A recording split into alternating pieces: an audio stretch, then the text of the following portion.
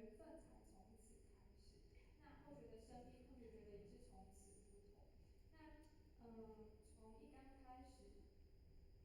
为什么会接触到护士团？后学其实，在大学以前，就是刚才刘芳学长所介绍的，虽然是道场的子女第二代，但是一直都对于道场很陌生。那因为在那个时候，虽然我们已经有学界的一些那个就是班会，但是后学其实很少参加，然后对于道场其实也不是很喜欢。那一直到接触武士团之后，才有开始就是在道场学习。那后学接触武士团的机缘其实还蛮奇妙的，就是后学考上大学，然后刚好在嘉义那边的一个前线，然后不知道从哪里得知后学的手机，然后打电话联络后学去参加一个那时候学界的一个我们的成德班这样子。那这一段姻缘其实后学一直还觉得还蛮特别的，是因为我们一直都不知道为什么那一位前贤跟后学完全不认识。那后学大学以前也都没有在参加佛堂的活动，所以其实佛堂的前贤也都不认识后学。那他手上怎么会有后学的手机？那这个就是疑惑，一直到现在还是没有解开，没有人知道他到底为什么就是莫名其妙电话簿里面就出现了后学的手机。那会觉得常常在想说，到底是什么样的一个缘分，然后牵引着我们在虎石团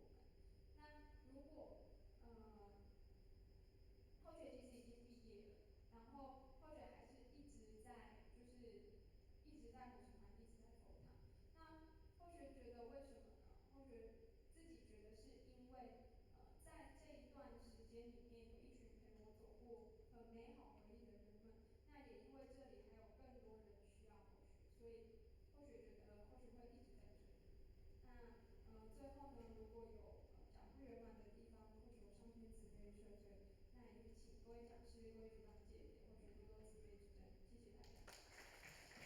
那我们谢谢各位学长姐的分享。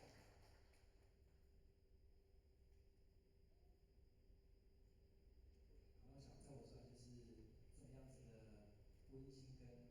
可爱这样，然后就会有很多我们到场的下一代，然后就是因为我算的关系，然后他就投入高场里面了。那如果说您是学生的话，那真的在火车团认识的朋友啊，是真正的一辈子的朋友这样。好像刚大家看到的照片上的那一群人力火车团的一些那个创团的学生啊，那其实现在都已经各奔东西了，因为毕竟都毕业了，有些回高雄，有些回台南，然后但是他们还是久久就会大家见面，然后聚一聚，那打打闹闹，吃吃喝喝，还是觉得很开心这样。那你可以去想一下哈，你现在已经是大学生了，那以前的小学的同学现在还有多没有机会？大概很少很少很少。但是呢，在火车里面，认识到这些同学朋友，相信10年后、20年后都还是会同学，因为我们有道的牵引啊。好，那在火车团是不是只有大厂的下一代？并不是的。对，那我们就有一位那个麒麟学长，他呢是那个贝斯学姐的那个班上的同学这样子，好学弟。对，就是后进应该是同一个指导教授吧。对对，就是那时候贝斯学长他在那个南华念研究所的时候，然后是同一个指导教授的学生这样子。对但是一个是学姐，一个是学弟啊，不然好像学弟比学姐还要早毕业这样。这是一定是要讲出来的。没有啦，学姐后来指出怀孕这一招还是没有毕业这样。好，但是后来还是毕业了，最后就是带着小孩子去跟老师哭求，然后老师都帮他离开南华的这样子。对，好，那所以第一位就是我们的那个麒麟学长啊，我们就掌声欢迎他来做介绍。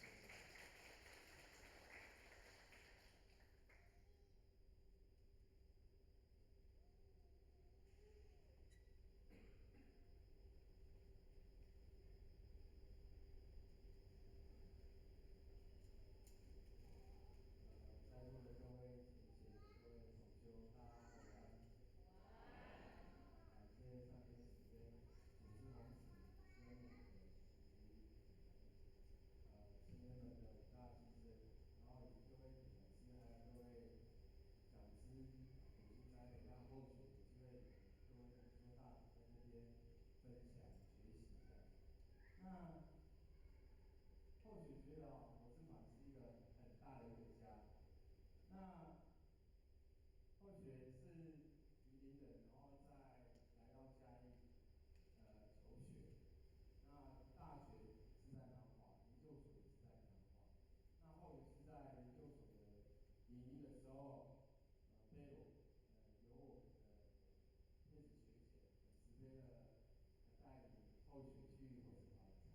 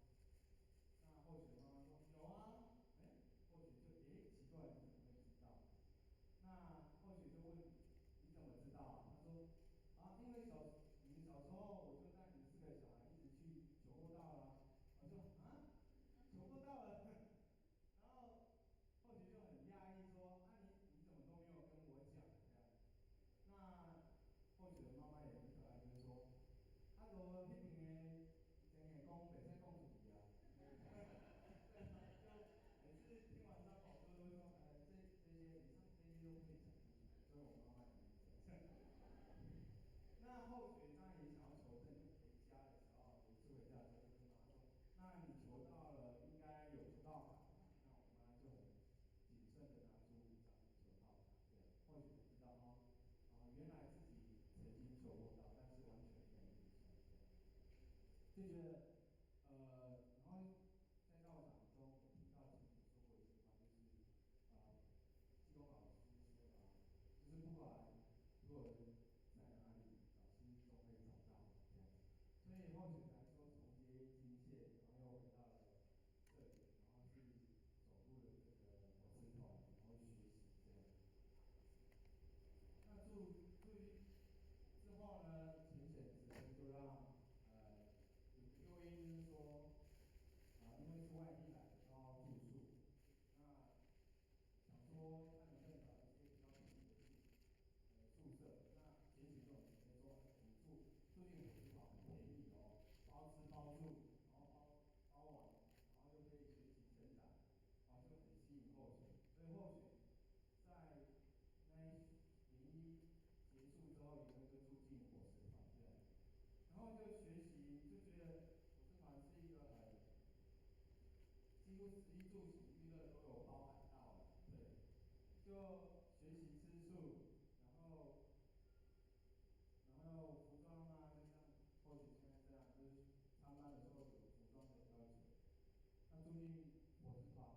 伙食团也有安那个佛堂，那也或许也是在伙食团内才把礼节学会，是利用升研二的那个暑假的时候自己默默的练，自己就是自己去学会礼节这样，然后当然也是有学长姐直接教导，慢慢学。那洗的部分就是这是我跟伙食团的一位讲师，就我训练讲师的，就是洗的部分就是后学那时候研究所是有开车，然后开始就去伙食团，那伙食团一定会办活动嘛，他办活动一定要有人，所以一定会有人，然后后学就很愿意的，就是开后学车去接一些学弟妹来参班啊，一些过活动，就是护送他们回家这样学习，在过程中不断的学习，然后就是以前照片，就是那时候也比较没有太注重一些礼节，然后就会慢慢的就是我们伙食团内也会有开一些精品课程，那一些内部的读书会，就是借由这种学长姐的提携，然后慢慢去认识自己到底是求什么道这样。然后这是还有伙食团因为出游，然后就是后续去阿里山的时候被爸爸要上车这样。然后当然就是伙食团就是会办活动，然后接引学生，这一些种种都是令后学感受到就是很直接的不同于一般的外面的团体。那为什么会说再来一次有机会呢？其实一开始后学并不是那么的投入，那么发心，因为后学开始住进去觉得，哎，怎么跟自己来过活动的时候不一样？因为你过活动就等于就有活动那一段时间，那住进去的时候是真的是，然后会煮饭，然后会线香礼节，这些后完全没有经历过的事情，从头学起。那或许会有一点点抗拒的心理，就是因为从来就没有过的习惯，然后现在要去学的时候会有点抗拒，所以一开始或许并不是那么的投入，甚至因为研二有当总会长，然后又有打工，就常常借这个理由跟前线的分子说今天活动或许让我参加，慢慢的一学期就过去了。那每一学期都会有回顾，那后续那一天的事情，就看了回顾的一些内容，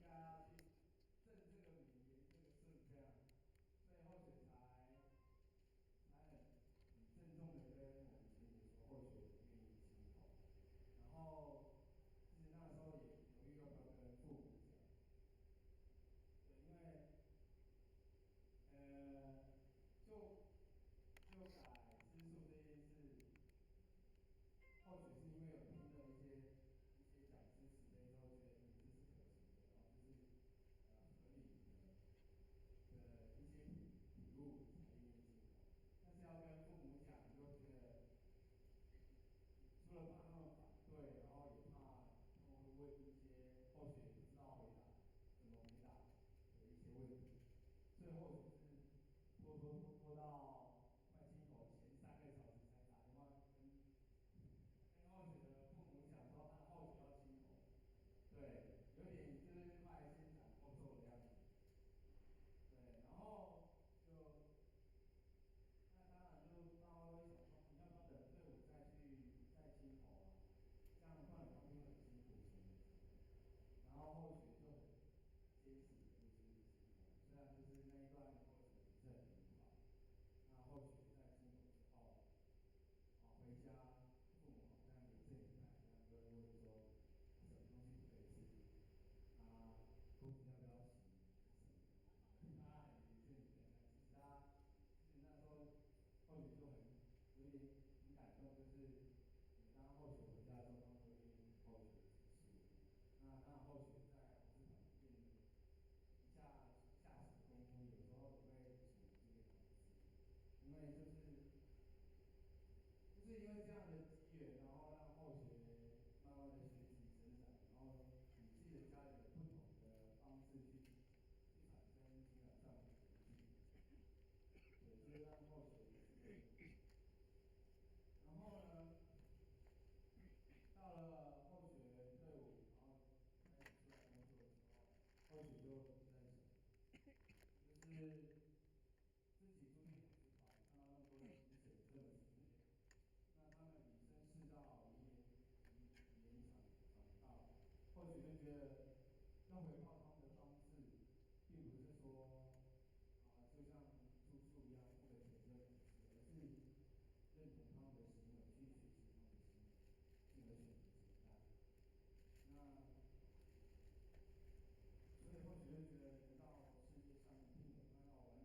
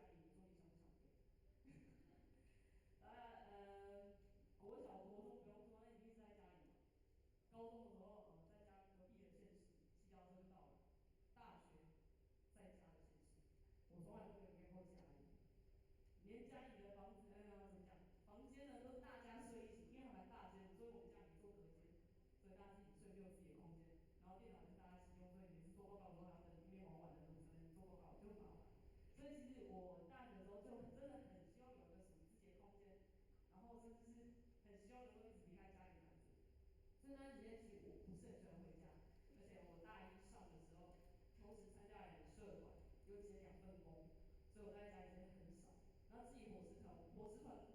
时间一定是更少。然后待会就会来解释这以上说过子什么东西的。一开始就刚有讲到那个公车那件事情，就是当天是父亲节，我有同学会知这个日子，因为那时候是高中只考放榜的日子，跟我的那个好朋友约好说要不要去看榜单，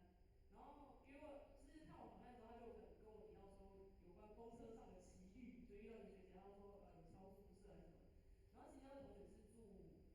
离高中就是有段距离，他算是住高中学校的宿舍，所以那时候他就听到那个学姐跟他说他们是超宿舍，然后约大家一起出来吃饭，然后我就说。你说